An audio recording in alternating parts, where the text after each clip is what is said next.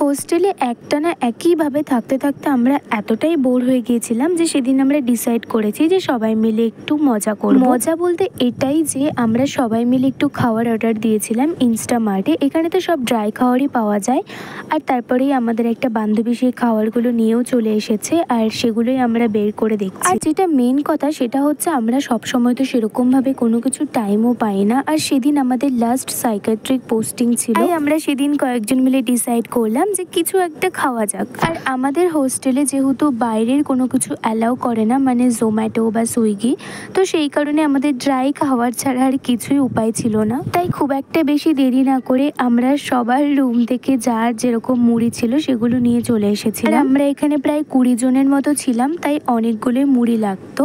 আর বাকি সব কিছু যেমন চিপস, কোল্ড ড্রিঙ্কস, এগুলো আমরা ওখান থেকে অর্ডার দিয়েছিলাম। তারপরে আর কি সবাই মিলে কাজে লেগে পড়েছে, মুড়িগুলোকে একসাথে ঢেলে এখানে শশাও কাটতে বসে গেছিল।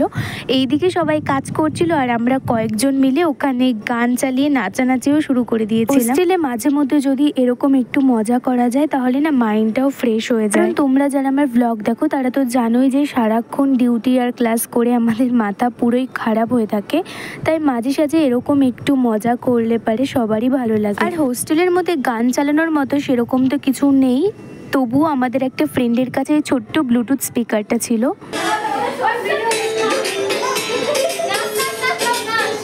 আর আমাদের কাছে এটাই অনেক, কাজ চালানোর জন্য তো এটাই বেস্ট ছিল।